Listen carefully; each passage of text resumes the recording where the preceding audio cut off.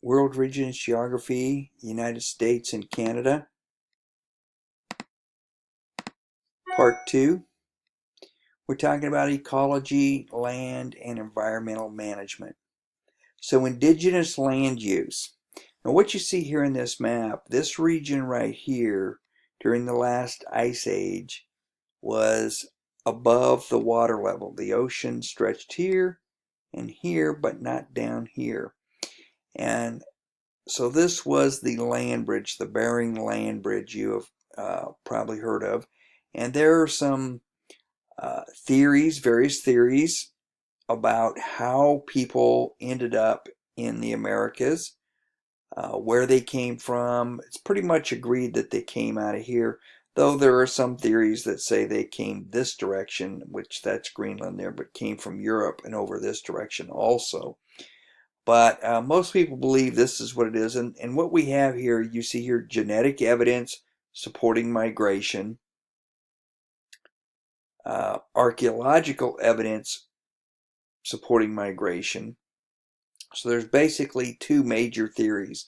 One, that people crossed here, traveled down through this region in multiple waves. This was not one simple wave. This is multiple waves. That's why you have three different ones.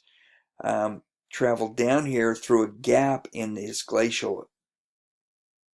There was glacier here and there was glacier here, and this gap that went between it, people traveled down following game, got down into this region here.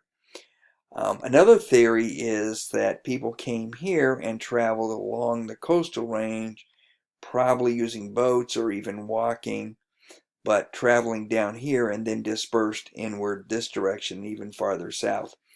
There is some evidence for both of these. We don't yet know exactly how. What we do know is that as people migrated into this region that we call North America, people adapted to the environment. They adapted to the weather, to the conditions, to the types of plants and animals that were there. And so they adapted their culture and their society and their land and how they lived on the land to that system. There was subsistence production, which basically means that they produced what they needed to exist. They didn't really produce in abundance, but they produced enough to exist. That does not mean there wasn't trade, because there was trade with many regions in here. Mississippian people down in this region here traded up and down the Mississippi River. Native Americans in New England traded amongst themselves. There is even some evidence that groups in this region traded over here to Mexico. We know that the Chumash Indians traded with Indians in the Central Valley of California, who all traded clear across to where the Navajo and Zuni people in this region right here. So they had extensive trade routes. A lot of you have traveled on that trade route, and that trade route is Interstate 40, which goes from Barstow east to Chicago. Interstate 40 there. So a lot of you may have been on that road. Goes out of Bakersfield through the Tehachapi's over 57. That's the old trade route for Native Americans that the Indians in the Central Valley from the Modesto, Merced area traded across to the Zuni and the Navajo. Plants that were domesticated included tomatoes, potatoes, maize, which we now call corn, lots of beans, avocados, chocolate, coca, and tobacco were also domesticated and traded. Colonial land use changed a lot of how Native Americans saw the land and how they used the land. They were really about resource commodification. So during the colonial period, you began to see plantation systems, whether it was for herding, which in a lot of drier areas they raised cattle, like in California. They raised cattle was a primary commodity, mainly for the leather, not for the meat. So for their hides, which were called Yankee dollars. In the South, there was tobacco, indigo, cotton.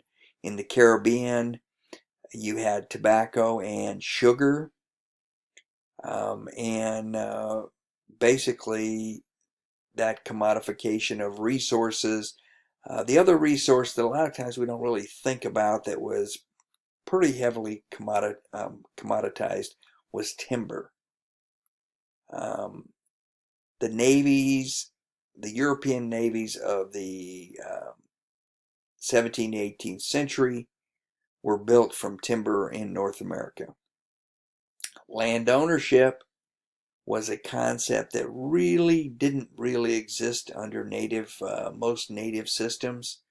The idea of individual ownership of land, that was something that came with colonial, and that caused some friction with Native Americans who had tribal ownership, common ownership of land, and common use of land.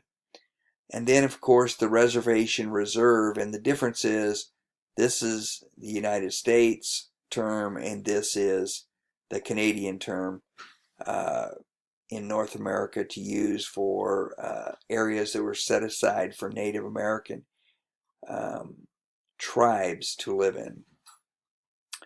The introduction of irrigation, particularly in the more arid regions, an example, California, the Mormons in the Great Salt Lake Valley, those areas, introduction of irrigation allowed those areas to become very good agricultural regions, particularly the San Joaquin Valley, California as a whole.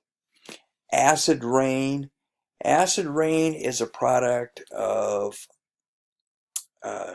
rain, obviously, and also of gases that are formed during manufacturing. Hydrogen sulfides, and nitric oxides.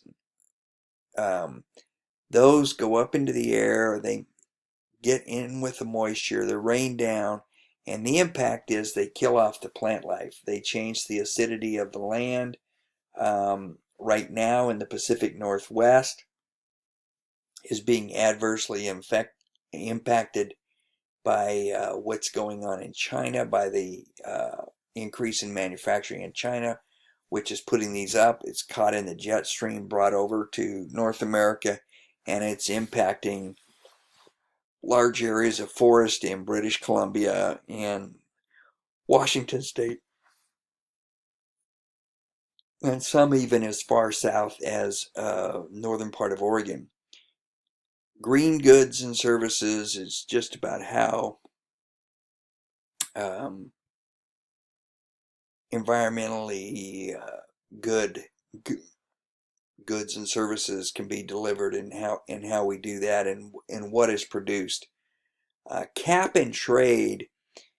The cap part is a cap on emissions that impact the environment, and trade is that, say, a company has the ability to have 100 pounds of emissions, but they're able to get their emissions down to 70.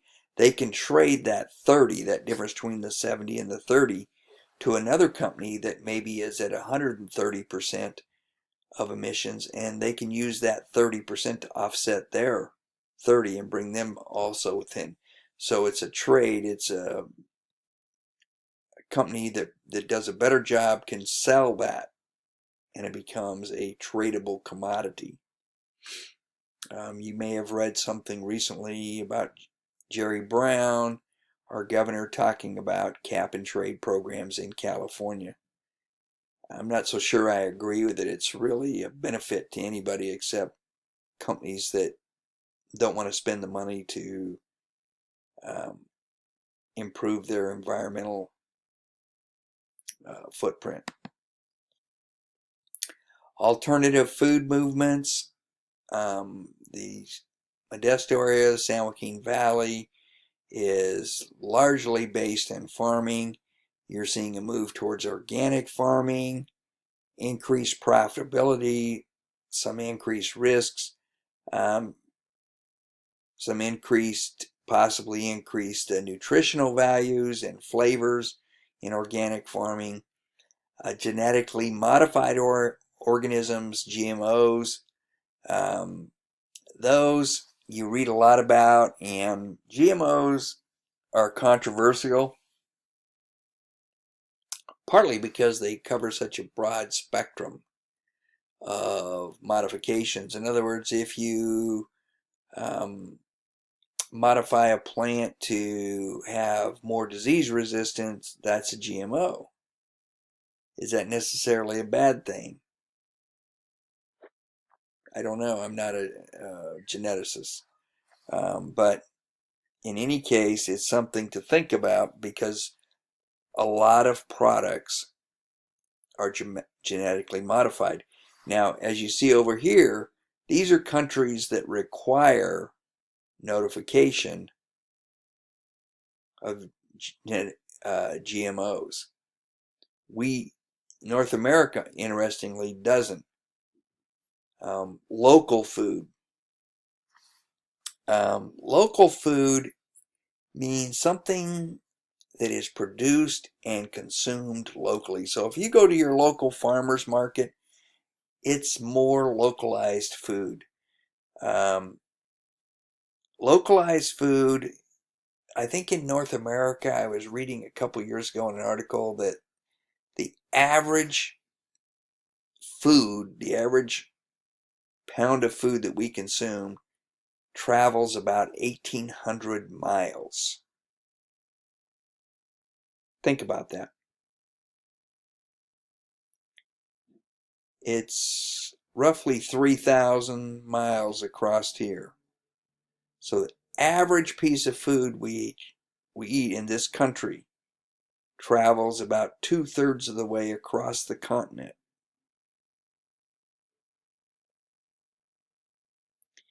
And you know, if you go to the supermarket, 50 years ago, if you went to the supermarket, seasonally in the supermarket, you would have great diversity in the food. Vegetables were not very plentiful, fresh in the supermarket 50 years ago. And if they were in there, they were very expensive. Now, you can get just about anything year round. And part of that is because of corporate farming, because we're in a Mediterranean climate. Well, this is a Mediterranean climate down here also. So a lot of times if you go to the farmer's market, particularly in our winter, you'll see food from Chile or from Australia, and you may even see a little bit from South Africa, because it also has a Mediterranean climate.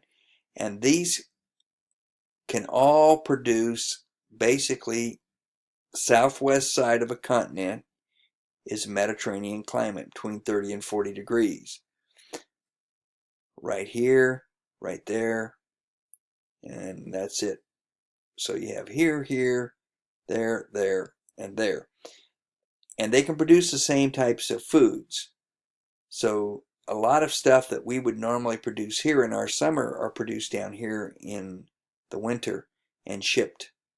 So you can find just about anything you want in the grocery store at any given time.